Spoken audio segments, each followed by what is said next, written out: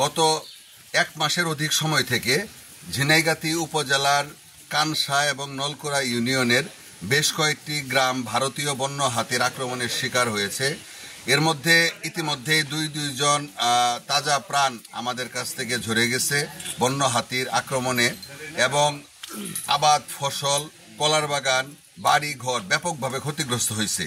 আমাদের নেতা জনাব তারেক রহমান সাহেবের দৃষ্টিগোচর হওয়ার পরে সংবাদ মাধ্যমের মাধ্যমে আমরা ইতিমধ্যেই যে দুইজন ব্যক্তি মারা গেছিলেন তাদেরকে আর্থিক সহযোগিতা করছি উপজাতি, এবং সেই উপজাতি পরিবারের একজনকে আমরা একটা গরু কিনে দিব আগামী ঈদের আগেই, সামনের ঈদের আগেই।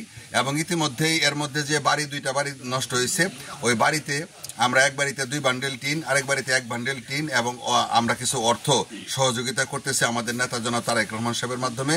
এবং ইতিমধ্যেই এখানে বন বিভাগ সহযোগিতা করতেছে, টিওনো সাহেব প্রশাসন সহযোগিতা করতেছে, কিন্তু এই সহযোগিতা অপ্রতুল।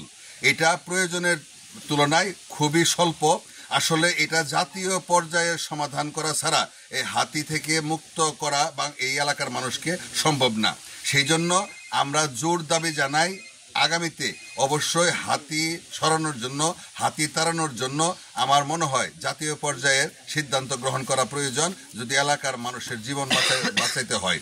তো সেই জন্য আমরা সবাইকে অনুরোধ করব এই বিষয়টা সারা বাংলাদেশের মানুষ যেন দৃষ্টিগোচরে আসে এবং ব্যবস্থা গ্রহণ করে। সকলকে ধন্যবাদ।